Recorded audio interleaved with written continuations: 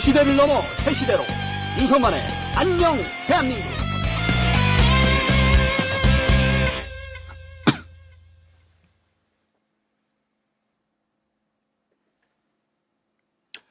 안녕하십니까. 윤석만의 안녕 대한민국 3월 26일 아침 방송 시작하겠습니다.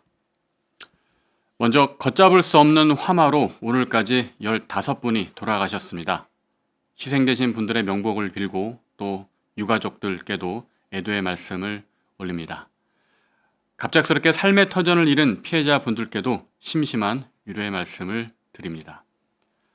전국적인 산불은 단지 그 지역만의 문제가 아니라 이제는 국가적인 위기 상황이 됐습니다. 제가 지난 방송에서도 살펴드린 것처럼 기후변화 또 이런 지구온난화 현상으로 인해서 산불의 위험성은 더욱 커지고 있습니다. 그래서 우리 모두가 이제 산불 예방과 진화에 신경을 써야 할 상황입니다. 이 상황에서 가장 중요한 것은 국민의 이제 생명과 안전일 텐데요.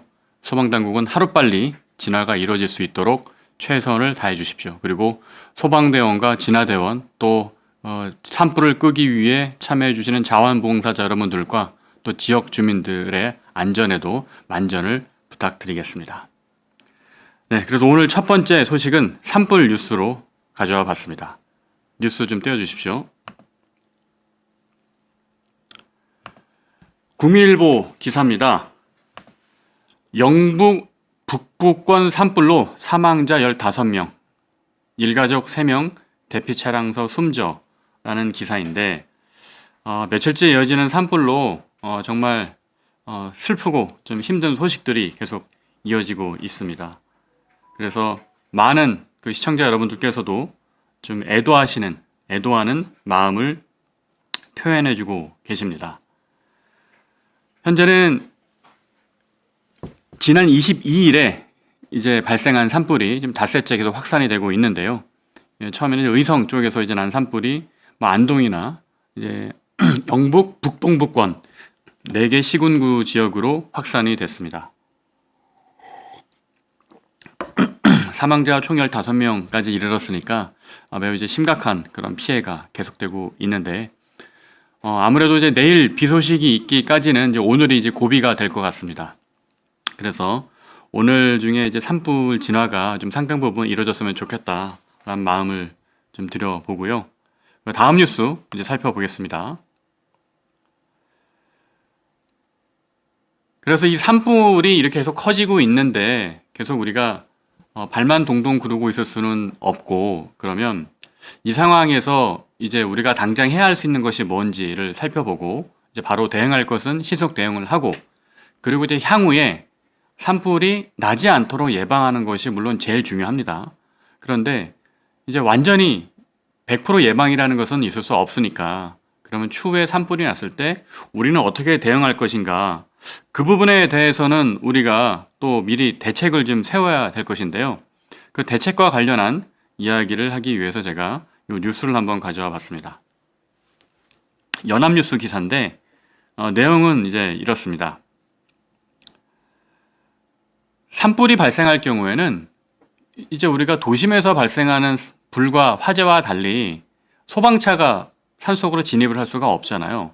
그래서 가장 핵심이 되는 것은 이제 산불 진화 헬기입니다. 그러니까 헬리콥터가 뭐 한 3,000리터, 5,000리터 정도 되는 어떤 대용량의 물을 싣고 가서 물을 이제 핵심이 되는 부분에 물을 뿌려서 산불을 진화하는 거죠. 그래서 산불이 특히 초기 발생했을 때, 산불 초기에는 산불 진화 헬기의 역할이 매우 중요합니다. 마치 그 어떤 응급 환자가 발생했을 때 구조대가 달려와서 그 크리티컬 타임에 상당히 어떤 그 생명에 영향을 줄 수 있는 그런 비상조치를 한 것처럼 산불이 발생했을 때는 산불 진화 헬기의 역할이 매우 중요하다는 겁니다. 그런데 여기서 안타까운 점이 하나 있어요. 뭐냐면 지금 산불 진화 헬기 중에서 주력인 게 KA-32번이라는 건데 이게 러시아산 헬기입니다. 러시아산 헬기고 헬기 공식 명칭은 카모프입니다. 카모프고 이게 3,000리터급이기 때문에 뭐 헬기 중에서는 이제 대형 헬기에 속하죠. 그리고 이 대형 헬기가 결국은 산불 진화의 이제 주력인데, 근데 뭐가 문제냐면 이 산불 헬기 같은 경우도 노후화된 거예요. 그러니까 대부분이 이제 20년 이상인 이제 오래된 기종인데다가 문제는 노후화되면 우리가 이제 뭘 해야 됩니까? 그렇죠. 정비를 평소에 잘 해놔야 되고 또 부품을 교체해야 되는 것들이 있으면 미리미리 부품을 교체를 해서 정상적으로 가동할 수 있게 해야 되는 겁니다.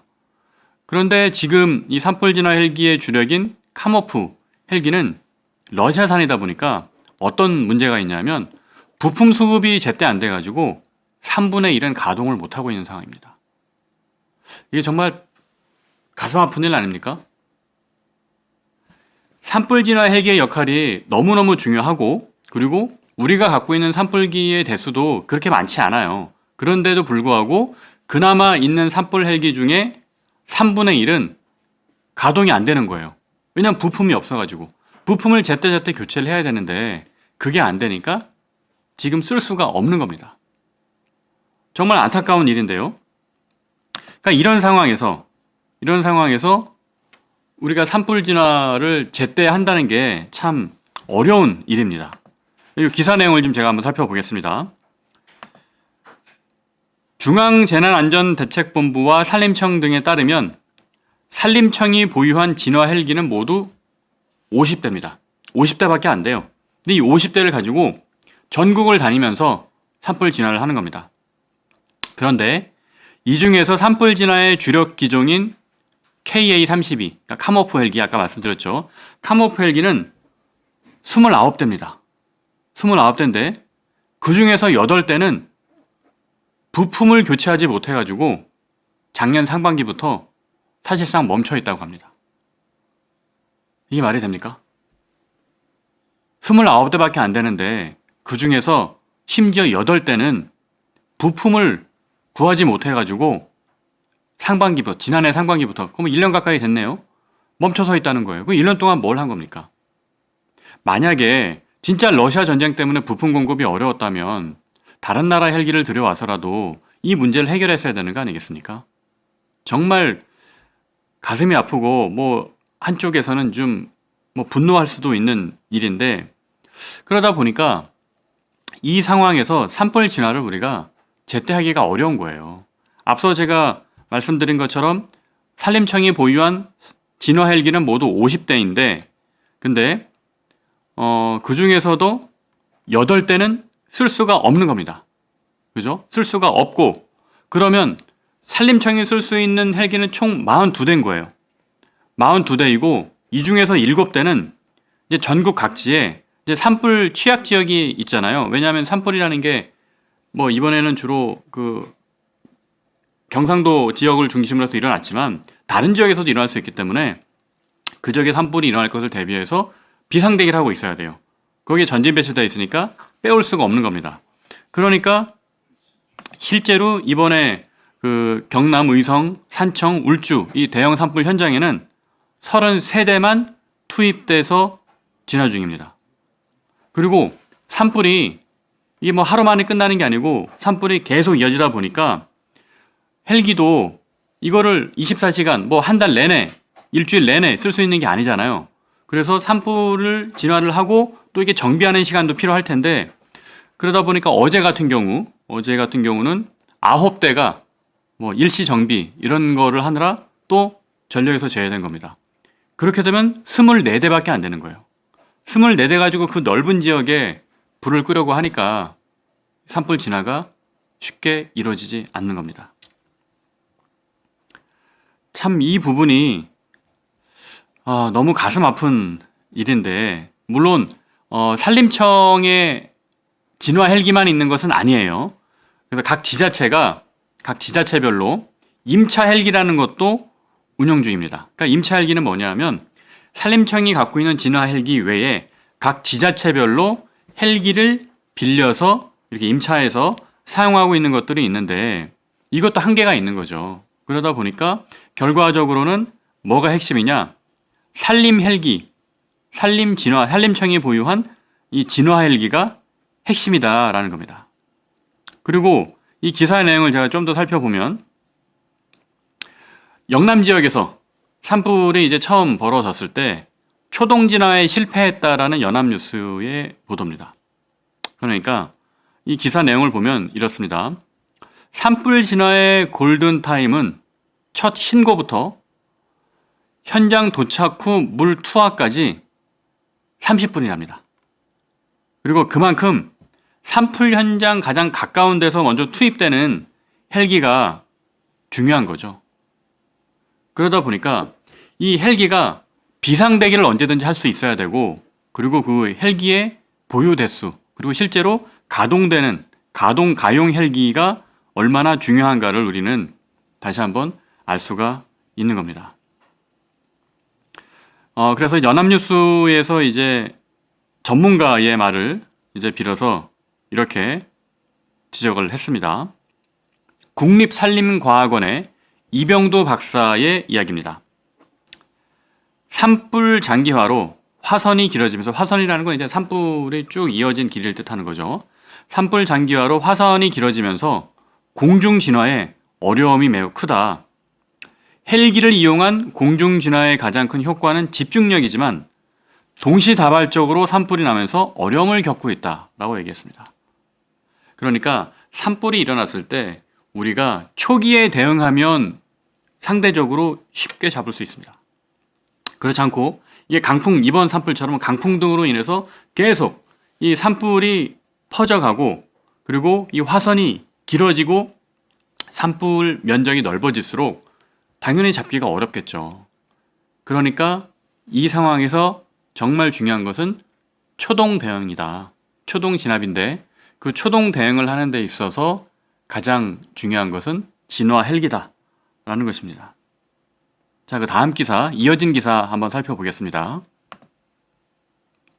그래서 제가 도대체 이 산불 진화 헬기가 어떤 문제점을 갖고 있는지 좀 찾아봤습니다. 찾아봤더니 작년 11월 기사입니다. 이제 불과 넉 달밖에 안 됐어요. 그런데 KBS 뉴스인데 이 기사의 내용을 좀 살펴보겠습니다. 제목은 멈춰선 산불 진화 헬기, 내년 예산은 삭감. 시청자 여러분, 제목만 보더라도 무슨 내용인지 딱 유추가 되시죠? 산불 진화 헬기가 제가 앞서 소개해 드렸잖아요. 작년 상반기부터 9대가 멈춰 있다고. 그죠? 왜 멈춰 있습니까? 러시아산 카모프 헬기인데 그 부품 교체를 해야 되는데 부품 수급이 원활하지 않아서 제때 헬기를 정비하지 못하고 결과적으로는 멈춰서 있다는 얘기입니다. 그런데도 불구하고 예산을 또 삭감했다는 보도네요. KBS의 보도 내용을 제가 한번 살펴보겠습니다. 한번 읽어볼게요, 제가. 산불 진화 헬기 운영이 러시아, 우크라이나 전쟁의 장기화로 갈수록 어려워지고 있습니다. 대안으로 해외에서 헬기를 빌리는 방안이 추진되고 있지만 내년 정부 예산에 포함되지도 못해 산불 진화 대책 마련에 타격이 우려됩니다. 작년 11월 KBS 뉴스에서 앵커가 말입니다. 그러니까 당장 러시아산 카모프 헬기의 부품 교체가 어려우니, 그죠? 그 부분은 이해합니다. 러시아가 우크라이나 전쟁을 벌이고 있으니까 그 부품을 또 들여오기가 어려울 수 있다라는 부분 인정을 해요. 그렇다면 산림청이 이제 대안으로 제시한 것처럼, 혹은 지자체가 요구하는 것처럼 외국에서 헬기를 좀 빌려와 가지고 우리가 산불이 났을 때 이거를 좀 대비할 수 있게 해야 된다. 그런 의견을 냈고, 그래서 그런 예산안을 냈을 거 아니에요. 그런데 그 예산이 결국은 포함되질 못한 겁니다. 이 기사 내용을 제가 좀 더 읽어볼게요. 앞서 제가 밝힌 내용이랑 같습니다. 산불 진화의 주력 헬기인 러시아제 헬기인데 이게 산림청이 운영 중인 헬기가 총 48대고요. 그 중에 60%인 29대가 러시아산 헬기입니다. 앞서 얘기한 카모프 헬기. 그리고 그 중에서 제가 8대는 지금 가동할 수 없다고 했죠. 지금도 마찬가지입니다. 그래서 이 러시아와 우크라이나 전쟁이 계속되면서 부품을 구할 수 없고, 그리고 심지어 이거를 정비해야 되는데 러시아 기술자를 우리나라에 데려올 수도 없는 상황이랍니다. 그러다 보니까 산림청이 이 문제를 이제 해결하기가 되게 어려우니까 뭐 어떤 식으로 지금 그 예측까지 했냐 하면 지금이 8대를 가동할 수가 없는데 2027년, 2년 후에는 러시아제 헬기 중에 15대, 그러니까 25대 중에 15대면은 절반이 넘죠. 절반이 넘는 헬기를 운영하지 못할 거라고 전망을 합니다. 이거 어떻게 해야 되겠습니까? 지금은 8대를 가동할 수가 없는데 좀 있으면 15대를 가동할 수가 없다는 얘기예요. 그러니까 러시아산 헬기의 절반 이상을 못 쓰게 된다는 겁니다. 그럼 그런 상황이 된다면 이 진화 헬기를 다른 나라에서 다시 수입을 해서 구매해 오든가 아니면 빌리든가 임차를 하든가 이런 조치가 필요한 거죠. 그런데 이 기사에서는 이렇게 표현하고 있습니다. 이런 헬기 운항 중단 사태에 대비해 추진한 헬기 임차 사업의 전망이 불투명하다. 올해, 그러니까 이제 2024년이죠. 외국에서 진화 헬기 7대를 빌렸지만 운항 실적이 적어서 사업비 예산의 일부를 반납했다. 그리고 내년도 임차 사업비, 그러니까 2025년이겠죠? 임차 사업비는 정부 예산안에 반영되지 못했다. 산불이라는 것은 우리가 예상을 할 수가 없는 거죠. 그죠? 언제 어떻게 이 산불이 일어날지 모르니까 일단 우리가 어떤 최악의 상황을 가정해서 구비는 해둬야 되는 겁니다. 그러다 보니까 이 헬기를 확보하는 것이 중요한데 이 기사에 따르면 외국에서 7대의 헬기를 빌렸는데 운항 실적이 적어서 결국은 임차 사업비가 예산안에 반영되지 못했다는 뜻이잖아요. 그죠? 근데 산불이라는 것이 어떤 해에는 좀 많이 일어날 수도 있고 어떤 해는 적게 일어날 수도 있고 우리가 예측하기가 어려운 거잖아요. 그리고 고온 건조한 봄 날씨, 여름 날씨, 뭐 겨울엔 더 건조하죠. 그리고 계속되다 보니까 지구 온난화 때문에 산불의 위험성은 커지고 있고 이런 상황인데 이 임차 예산을 이제 반영하지 못했다는 것은 참 지금 같은 상황에서 놓고 본다면 좀 잘못된 판단이 아니었을까 생각을 해봅니다. 그래서 이게 참 이 산불 진화 헬기의 문제점이 매우 크다는 점을 지적하지 않을 수가 없고요. 그리고 실제로 지금 운영하고 있는 전체 헬기의 75%가 제조한 지 20년이 넘었다고 합니다. 산불 전문가들의 이야기는 산불이 점점 이제 커지고 있기 때문에 이 진화 헬기 대책을 신속하게 마련해야 한다라는 게 작년 11월 KBS 보도의 내용이었습니다. 근데 이와 관련해서 제가 더 황당한 소식을 하나 전해드리면 이게 비단 1, 2년 된 문제가 아니에요. 무슨 뜻이냐 하면 한 2, 3년 전에도 한번 산불이 크게 난 적이 있었어요. 그래서 그때도 이 산림청의 진화 헬기 문제가 똑같이 지적이 된 적이 있습니다. 그걸 왜 기억하냐면 그때 제가 중앙일보에 있을 때 사설을 썼거든요. 그때 사설을 쓰면서 진짜 황당했던 사례가 뭐였냐면 이게 그때도 이제 러시아 전쟁이 일어나고 뭐 얼마 뒤였을 것으로 기억하는데 똑같았습니다. 러시아 헬기에 부품을 교체를 해야 되는데 부품을 들여오지를 못하는 거예요. 그러니까 그때는 어떻게 했냐면 멀쩡한 헬기 하나를 뜯어가지고 헬기 하나를 분해해서 그 안에서 부품을 떼다가 다른 헬기에 이렇게 교체를 했습니다. 그런 일이 있었어요. 그게 이제 제가 몇 년 전에 사설을 쓸 때 사설에도 제가 썼던 내용인데 근데 시간이 지났거든요. 한 2, 3년 지났거든요. 2년 정도 지난 것 같은데 그런데 지금도 이 헬기 문제가 아직도 해결이 안 되는 겁니다. 산불은 매년 일어나는데 도대체 왜 이 문제가 해결이 안 되는 걸까요? 이 부분에 대해서 정말 정부와 국회가 큰 경각심을 갖고 우리가 대비태세를 이 산불이 물론 일어나지 않게 예방하는 게 제일 중요하지만 산불이 일어날 것을 대비해야 될 거 아닙니까? 이 대응태세를 완벽하게 우리가 만들어 놔야 됩니다. 그렇지 않으면 이런 피해와 희생은 계속될 것이고요. 정말 이 산불 현장을 어떤 국민 여러분께서 사진이나 영상으로만 보더라도 얼마나 참혹합니까? 이게 만약에 내 가족의 일이라고 한번 생각을 해보세요.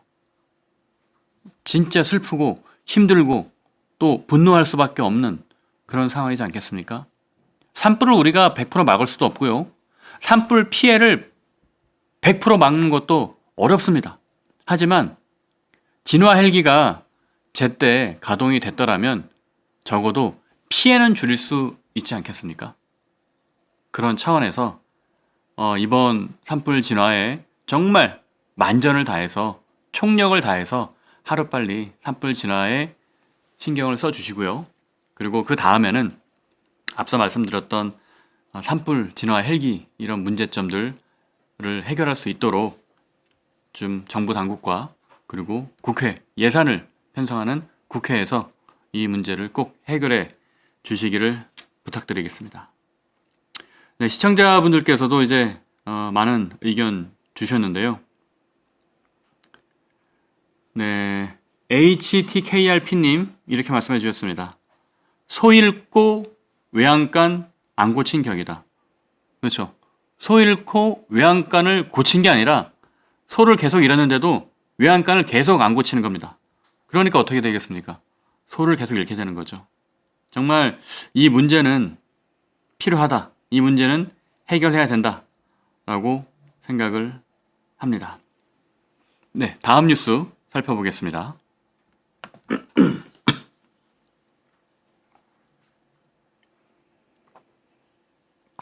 뉴스 제목은 강동구 싱크홀 이달 2차례 바닥 균열, 서울시 현장조사 안 해 라는 한겨레 신문 기사인데 참 안타깝습니다.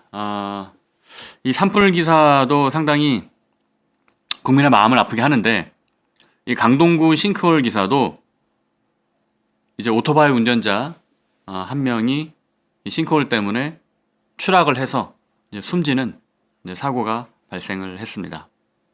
그래서 이 오토바이 운전자 이분에 대한 어떤 애도의 말씀을 다시 한번 드리고요. 유족들께도 이제 위로 말씀 올리겠습니다. 사실 지금 산불 이슈가 워낙 커서 그렇지 이 강동구 싱크홀 사태도 정말 충격적인 뉴스입니다. 여러분 저 사진에서 보시는 것처럼 저 넓은 도로 한복판이 그냥 뚝 꺼진 거예요. 아마 여러분이 저 도로가 저렇게 꺼질 때 주변을 한번 지나고 있다고 한번 생각을 해보세요. 너무너무 아찔한 일이 아니겠습니까? 정말 심각한 일이겠죠. 그런데 한겨레 신문 기사에 따르면 전조 증상이 있었다는 겁니다. 그러니까 이번 달에만 3월 달이니까 뭐 며칠 안 된 거예요. 이번 달에만 2차례나 바닥에서 균열이 있었다는 거예요. 기사 내용을 살펴보겠습니다. 그러니까 싱크홀 사고가 발생하기 이제 2주 전입니다. 2주 전. 3월 6일과 3월 14일. 진짜 얼마 되지 않았어요. 그때 서울시에 어떤 민원이 접수됐냐 하면 그 싱크홀 앞에 보면 저 사진에 이제 주유소가 하나 있죠. 주유소가 있는데 그 주유소에 계신 분이에요. 주유소 관계자가 민원을 접수했습니다. 바닥이 갈라졌다고. 바닥이 갈라졌다고, 그러니까 주유소에 있는 바닥이 갈라졌다고 민원을 접수했는데 이것에 대해서 서울시가 제대로 조치를 안 한 것 같아요. 그러니까 이 지역의 상황을 좀 살펴보면 이제 주유소 근처에는 그 지하철 9호선 연장 공사를 현재 하고 있다고 합니다. 그래서 이 공사 때문에 뭐 바닥이 갈라진 건지 어쩐 건지는 우리가 지금은 정확히 알 수 없습니다만 서울시가 직접 현장을 방문하거나 이런 부분들을 조치를 취하지 않은 거예요. 근데 한번 우리가 상식적으로 생각을 해보죠. 지금 바닥이 갈라졌다는 민원이 접수가 2번이나 됐고요. 그리고 바로 근처에서 대규모 지하철 공사가 진행 중인 거예요. 그럼 우리가 이런 생각을 해볼 수 있겠죠. 멀쩡한 바닥이 갈라지는 것도 물론 문제입니다. 그런데 바닥이 갈라졌는데 주변에서 지하철 공사, 대규모 지하철 공사를 이미 하고 있어요, 주변에. 그러면 우리가 상식적으로 생각을 했을 때 지하철 공사라는 게 뭡니까? 이 땅 속에 이게 깊이 뭔가를 파내야 되잖아요. 그러다 보면 그 주변 집안에 당연히 영향을 줄 수밖에 없는 거 아니겠습니까? 이거는 정말 우리가 알 수 있는 기본적인 상식인데, 그런 상식적인 사고를 한다면 이런 민원이 한 번도 아니고 두 번이나 접수가 됐다면 이 서울시 관계자의 입장에서는 일단 현장에 한번 나와봐야 되는 거 아니겠습니까? 그죠? 아니, 멀쩡한 땅이 갈라지고 그리고 주변에 지하철 공사를 하고 있으면 이게 문제가 뭔지 살펴는 봐야 될 거잖아요. 그런데 그거를 서울시가 직접 현장을 방문하지 않았다고 합니다. 대신에 뭘 했냐면 감리단하고 시공사를 보냈대요. 시공사가 누구겠어요? 그 지하철 공사하는 시공사겠죠? 시공사를 보내가지고 조사를 시공사 차원에서 해본 모양입니다. 집안 침하가 없다는 결과를 공유받았다. 그러니까 서울시가 직접 가보지도 않고 시공사하고 감리단을 보내서 결과를 이제 공유받았는데 집안 침하가 없다라는 결과를 공유받았답니다. 그런데 더 문제는 뭔지 아십니까? 기사의 내용을 보겠습니다. 감리단과 시공사의 조사는 육안으로만 이루어졌다고 합니다. 육안으로 이루어졌다는 게 무슨 뜻이에요? 그냥 눈으로만 봤다는 얘기예요. 시공사와 감리단이 갔으면 이 사람들은 전문적인 장비도 갖고 있지 않을까요? 그냥 눈으로만 보는 거는 이 주유소 직원도 할 수 있는 거잖아요. 그죠? 바닥에 갈라졌는데 그건 전문적인 장비를 가져가가지고 이거 뭘 검사를 해본다든지 그래야 되는 거 아닌가요? 그게 상식 아닙니까? 제 생각은 그렇습니다. 우리 시청자분은 어떻게 생각하십니까? 그런데 그게 아니고 그냥 육안으로만 했다고 합니다. 그리고 전조 증상들이 이때만 있던 게 아니에요. 계속 일어납니다. 이거는 심지어 사고 당일입니다. 사고 당일 오전 10시쯤에 또 계속 그 같은 지역이에요. 주유소 근처에 있는 도로 하수구에 구멍이 났답니다. 멀쩡한 하수구가 왜 구멍이 났을까요? 그것도 이상하잖아요. 그리고 4시 30분 정도 됐을 때 복구를 했답니다. 그런데 문제는 뭐냐면 이렇게 하수구에 구멍이 이제 크게 난 다음에 복구를 했는데 결국 2시간 뒤에 가로 세로 20m 정도 되는 엄청난 구멍이 싱크홀이 발생한 겁니다. 여러분 생각해 보세요. 정확하게 말하면 가로 18m, 세로 20m, 깊이가 20m입니다. 이거 어마어마한 겁니다. 여러분, 길이가 20m면은 이거 폭이 엄청 넓은 거예요. 그 정도 되는 이만한 싱크홀이 도로 한복판에 발생한 겁니다. 깊이는 20m나 되고요.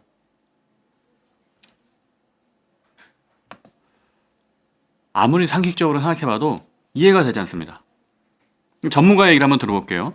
조원철 연세대 토목환경공학과 교수의 이야기입니다. 이 전문가 이야기니까 우리가 매우 신임할 수 있겠죠. 조원철 교수는 이렇게 얘기를 합니다. 지하철 공사를 하고 있고 또 한강이 가깝답니다. 한강이 가깝고 주변에 터널까지 있어서 집안에 영향을 주는 요소들이 많다.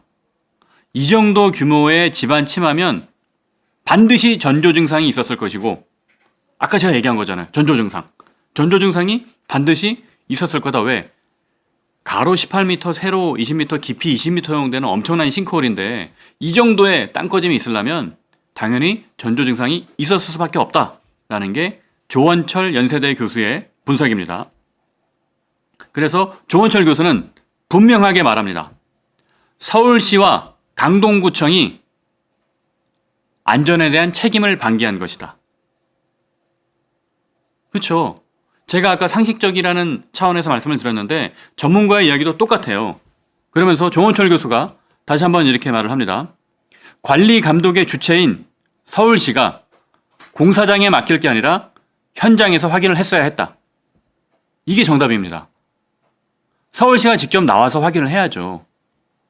앞서 제가 시공사하고 감리단이 나와서 그것도 육안으로만, 눈으로만 보고 가서 서울시에다가 이상 없습니다 라고 보고를 했다는 게 그게 말이 안 된다고 제가 얘기를 했잖아요. 아무래도 시공사 입장에서는 뭐 자기들이 지하철 공사에서 문제가 생긴 거라면 뭐 보상 책임 같은 게 발생할 수도 있으니까, 이거는 그냥 제 추측입니다. 이 마음이, 사람의 마음이라는 게 조금 뭐 자기한테 유리하게 해석을 할 수 있는 경향이 있지 않겠습니까? 냉정하고 객관적으로 이 상황을 보기보다는.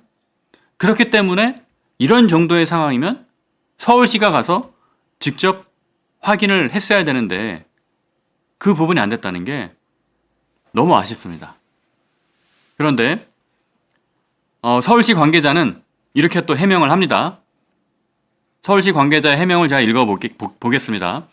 이제 한겨레 신문에 밝힌 서울시 관계자의 해명인데, 시공사 등이 주유소에 건물이 기울어지는 것을 측정할 수 있는 계측기를 설치하고 9호선 공사 전후 주유소 바닥 균열 원인을 비교하기 위해 연도변 조사를 실시했다 라고 합니다. 서울시에서도 뭔가 하긴 했네요. 뭔가 하긴 했는데, 근데 정작 중요한 건 뭡니까? 이런 민원이 접수됐을 때 직접적으로 나와서 정확하게 사안을 따져봤어야 되는 거 아니겠습니까? 그런데 그 부분이 이루어지지 않은 것은 사실이잖아요. 그죠? 그렇다면 이런 싱크홀 사고가 이제 정말 언제 어디서 일어날지 모르는 겁니다. 그러니까 싱크홀이 일어나는 그 원인은 여러 가지가 있는데, 이제 그 대표적인 원인을 제가 좀 상식 차원에서 설명을 드릴게요.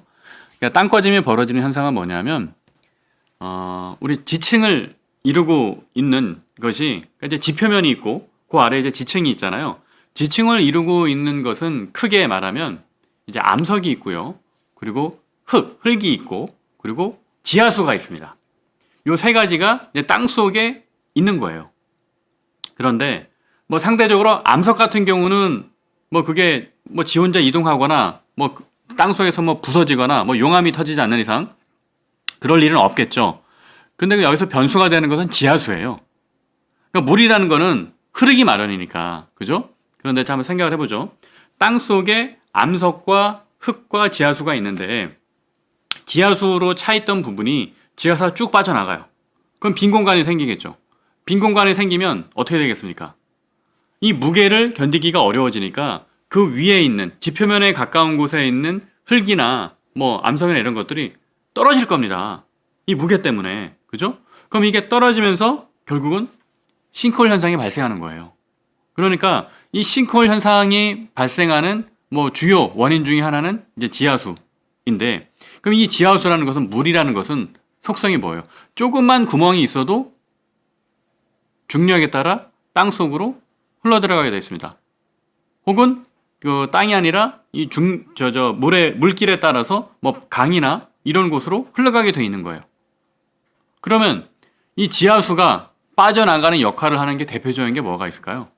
그렇죠. 뭐 우리가 뭐 일상적으로 이렇게 지하수 물을 이렇게 직접 뭐 길어 올려가지고 뭐 생활용수로 쓰시는 분들도 있고, 그죠? 근데 뭐 물론 아마 대도심에서는 그런 일이 많지 않을 겁니다.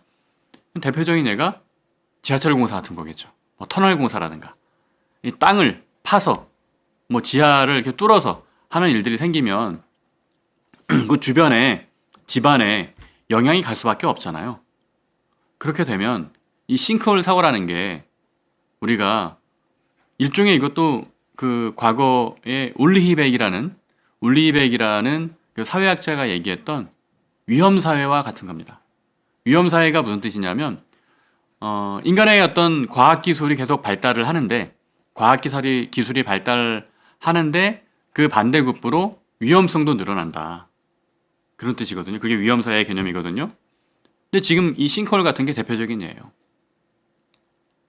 물론 자연 상태에서도 싱크홀이 있을 수 있습니다만은, 그렇지만 인간이 인간이 이제 직접적으로 구조물로 만들어낸 곳들, 그런 곳에서 이 싱크홀의 위험성이 더 커집니다. 앞서서 제가 이제 지하수 얘기를 드렸는데, 그러면 이제 보통 이게 일반 뭐 흙으로 된, 지표면이 흙으로 돼 있는 곳보다 아스팔트가 깔려 있는 곳에서 싱크홀이 유독 많아요. 여러분 한번 생각해 보세요. 보통 이 싱크홀이 발생하는 사진들을 보면은 뭐 도로 한복판, 뭐 그런 사진들 우리 많이 봤잖아요. 왜 그렇습니까? 아스팔트는 물의 투과율이 되게 낮습니다. 무슨 뜻이냐면, 그러니까 지층에서 땅 속에서 이제 지하수가 빠져나간다 하더라도 뭐 비가 내리거나 그랬을 때 그게 흙바닥이면 이 물이 땅 속으로 흡수가 돼요. 그죠? 그러면 어떤 일이 생기나요? 그 흙에 물이 섞이면 더 단단해지죠. 그죠? 단단해지기도 하고 지하수가 빠져나간 자리를 그 지표면에서 흡수된 물이 채워주니까 방금 말씀드렸던 이런 땅 꺼짐 현상이 덜할 수 있는 겁니다. 그러나 아스팔트는 어떻습니까? 아스팔트는 물이 잘 스며들지가 않아요. 그러니까 그 땅 속에 이 수분을 품기가 어려워지는 겁니다. 그래서 그럴 경우에 지금처럼 싱크홀 같은 현상이 일어날 수가 있는 거죠. 그래서 앞서 산불 문제도 지적을 했지만 이 싱크홀 문제도 우리가 예방과 어떤 그런 그 사고 대응에 대한 대책이 정말 필요하다. 그리고 지금처럼 뭐 주유소에서 앞서 전조 증상이 일어나가지고 민원을 접수했음에도 불구하고 서울시가 직접 찾아가 보지도 않는 이런 행태는 좀 바꿔야 되지 않을까 생각을 해봅니다. 다음 뉴스 살펴보겠습니다.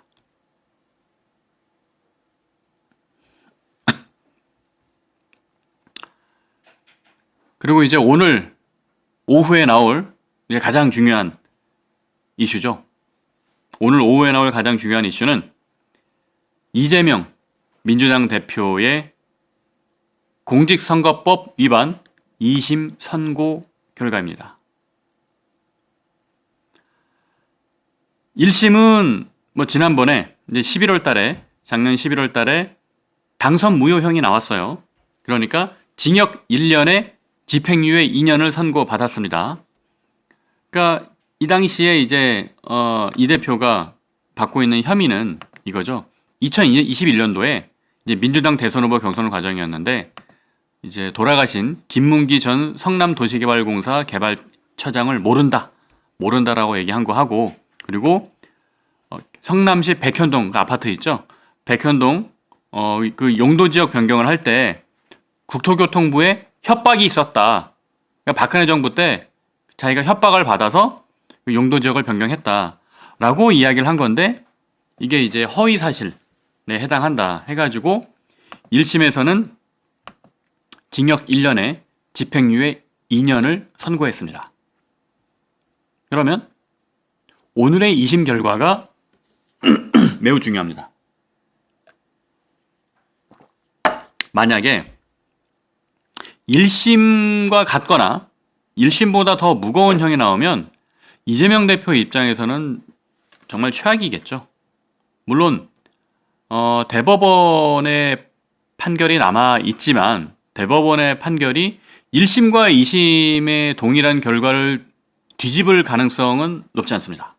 그럼 그럴 경우에 이재명 대표는 앞으로 10년 동안 피선거권이 박탈됩니다. 그러면 어떻게 됩니까? 대선 출마를 못하는 거겠죠. 그죠? 그런데 만약에 이재명 대표에 대한 대법원 선고가 대선보다 늦게 이뤄진다라고 하면 출마를 하겠죠. 그럼 우리 한번 생각을 해볼게요. 정말 최악의 경우에, 상상하고 싶지 않지만 이재명 대표가 대통령이 당선이 돼요. 뭐 저는 그럴 가능성이 낮다고 보지만 이재명 대표가 대통령이 당선이 설령 된다 하더라도 만약에 얼마 후에 대법원 판결이 당선 무효형이 나오면 어떻게 합니까? 그러면 이건 정말 큰 혼란이거든요. 대통령이 당선이 됐는데 이 사람한테 당선 무효형이다 하면 이재명 대표는 이제 그럴 경우에 대비해서도 뭐 아니다, 그건 당선 무효가 아니다, 뭐 대법원 판결이 그때 나면 안 된다, 혹은 이거는 그 대통령이 현직에 있기 때문에 뭐 그럴 일 없다. 뭐 이렇게 얘기를 하지만 우리가 원칙적으로 보면 대통령 재임 중에 벌어진 일을 갖고 판결 내린 게 아니잖아요, 이거는. 그죠? 원천적인 무효가 되는 거 아닙니까? 그런 논란이 있을 수 있기 때문에 이 윤석열 대통령 탄핵보다 이재명 대표의 대법원 확정 판결이 나오면 매우 큰 혼란이 될 거다라는 이야기입니다. 어쨌든 이재명 대표의 선고 결과는 오후에 나올 테니까요. 오후에 시청자 여러분들께서 뉴스를 봐주시면 되겠습니다. 네, 다음 뉴스 보겠습니다.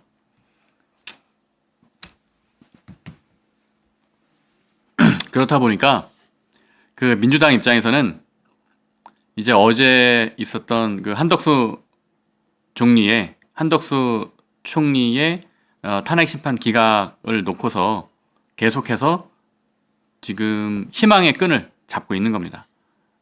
그러니까 한덕수 총리 결정문에 있는 걸 가지고 와 대통령이 탄핵될 것이다라고 이렇게 희망 회로를 돌려보고 있다. 그만큼 민주당이 지금의 상황이 좀 급하다는 이야기를 하고 있는 중앙일보의 기사입니다. 네, 현재 민주당의 상황이 이렇다는 거고요. 어쨌든 이 결정은 오후에 날 것이기 때문에 오후 뉴스를 살펴보면 우리가 또 그때 가서 분석을 해보도록 하겠습니다. 네, 이제 마지막 기사 보여주십시오. 제가 오늘 마지막 뉴스로 가지고 온 것은 일반 기사나 사설이 아니고 오늘은 이제 칼럼을 가지고 와봤습니다. 조선일보의 정우상 논설위원의 칼럼입니다. 저도 이제 중앙일보 논설위원으로 있으면서 이 김어준 씨에 대한 비판이나 뭐 이런 음모론을 제기하는 것들에 대해서 좀 매서운, 날카로운 비판을 하는 칼럼을 여러 번 쓰기도 했었는데 이와 관련해서 이제 조선일보 논설위원 정우상 씨의 칼럼을 한번 제가 살펴보겠습니다. 제목은 이렇습니다. 4050 김어준 세대 조공으로 올라간 70억 건물인데 내용은 이런 거예요. 지금의 40, 50대가 김어준 씨를 열렬히 지지하다 보니까 그런 열렬한 지지로 인해서 정작 김어준 씨는 70억짜리 건물을 지었다. 그런 내용이거든요. 근데 저는 김어준 씨가 갖고 있는 문제점을 음모론과 선동이라고 생각을 해요. 그러니까 사실 지금 이쪽 극우 쪽에서 아스팔트 우파에서 얘기하고 있는 부정선거 음모론이라는 게 있잖아요. 그 부정선거 음모론의 효시는 김어준 씨입니다. 그죠? 여러분 아시는 것처럼 10년 전에 김어준 씨가 부정선거 음모론, 천안함 음모론, 각종 음모론을 막 펼쳤잖아요. 나중에 무슨 다큐 영화도 막 제작을 하고. 근데 김어준 씨가 이렇게 제기한 음모론이 나중에 지나고 보면 거짓말이었던 게 많습니다. 물론 본인이 의도적으로 거짓말을 한 것인지 아니면 자기는 정말 그렇게 생각을 하고 그렇게 믿고 이야기를 했는데 알고 보니까 거짓말로 된 건지 자기도 속은 건지 그거는 김어준 씨 본인만 알겠죠. 그러나 김어준의 음모론이라는 것은 대충 이런 식이에요. 단편적인 사실을 일단 몇 개 가지고 옵니다. 단편적인 사실 A와 B를 가지고 와서 두 개를 나열을 해요. 근데 A와 B에는 애초에 인과관계라는 게 없어요. 그냥 동떨어진 단독의 사안일 뿐이에요. 그런데 김어준은 합리적인 의심이라는 명분으로 또 냄새가 난다는 표현을 써가면서 A와 B의 인과관계를 부여합니다. 그러니까 A하고 B는 전혀 다른 이야기인데 A가 있고 나서 B가 됐다라는 식으로 이어붙여요. 어떻게? 합리적인 의심이라는 이유로. 이게 A와 B의 인과관계가 명확했다면 합리적인 의심이라는 표현을 쓰지 않았겠죠. 그거는 논리적인 거니까. 그 자체로 논증이 되는 사안이기 때문에 의심이라는 표현을 쓰지 않았겠죠. 명징한 거죠. 하지만 자기가 생각했을 때도 A와 B의 인과관계가 명확하지 않으니까 냄새가 납니다. 합리적인 의심을 해보면 A 때문에 B가 일어나는 것 같습니다. 이런 식으로 음모론을 만드는 겁니다. 그럼 이렇게 김어준 씨가 음모론을 만들면 그 다음에 어떻게 되느냐? 민주당 정치인들이 나서가지고 확성기가 돼가지고 막 퍼뜨립니다. 그죠? 그렇게 되니까 결과적으로는 김어준을 지지하는 또 민주당을 지지하는 분들은 그게 사실인 것처럼 여겨지게 되는 거예요. 그리고 그렇게 되는 사람들의 다수가 40, 50 세대에 있다라는 이야기입니다. 그래서 마지막으로 말씀드리면 자유민주주의 사회에서 가장 큰 적 여러 개가 있습니다만 그 중에 하나는 이런 거짓 뉴스와 음모론을 퍼뜨려서 기본적인 사실관계조차 왜곡을 하고 우리 국민들의 눈과 귀를 멀게 하는 사람들이다라고 생각을 합니다. 과거 이제 나치 시대에 히틀러와 괴벨스가 그랬던 것처럼 그렇게 국민을 선동하고 또 국민의 이성과 합리적인 정신과 상식과 논리를 마비시키는 이런 선동하는 분들이 자정돼야 합니다. 그러지 않고서는 대한민국의 자유민주주의가 제대로 서기가 어렵습니다. 이것은 좌우의 문제가 아니고요. 자유민주주의냐 아니면 전체주의냐 아니면 이성이냐 반이성이냐의 문제라고 생각을 합니다. 네, 오늘도 시청자 여러분들께서 많은 좋은 의견을 이제 주셨습니다. 오늘 그 산불 이슈부터 해서 그리고 싱크홀 또 그리고 이재명 대표 그리고 이제 김어준 씨까지 이슈를 쭉 살펴봤는데요. 시청자 여러분들의 의견을 들어보겠습니다. 먼저 네, 좀 띄워주시겠습니까? 현수님, 네, 무언의 메시지로 응원을 해주시는 말씀 감사드립니다. 네, 그리고 그 외에도 여러 이제 시청자 여러분께서 의견을 주셨는데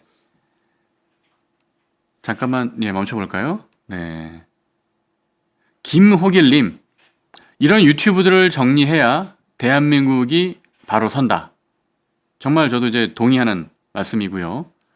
그리고 루시안님, 지금은 자칭 우파란 사람들이 똑같은 짓을 하고 있네요. 맞습니다. 아까 말씀드렸던 것처럼 부정선거 음모론이라는 것은 이제 원래 김어준 씨가 시작을 했던 건데 그거를 지금은 이제 아스팔트 우파, 이제 뭐 소위 말하는 극우 세력들에서 이런 이야기를 하고 있기 때문에 이게 참 문제가 되고 있다라고 생각을 합니다. 네, 오늘 윤석만의 안녕 대한민국 또 여러 뉴스와 논평들로 이야기를 나눠봤습니다. 오늘 방송은 여기서 마치고요. 10분 후에 또 김혜성 앵커가 진행하는 뉴스 사랑방 또 준비되어 있으니까 10분 동안 잠시 쉬었다가 10시에 다시 돌아와서 시청자 여러분들께서 시청을 이어나가 주시길 부탁드리겠습니다. 오늘 방송은 여기서 마치겠습니다. 고맙습니다.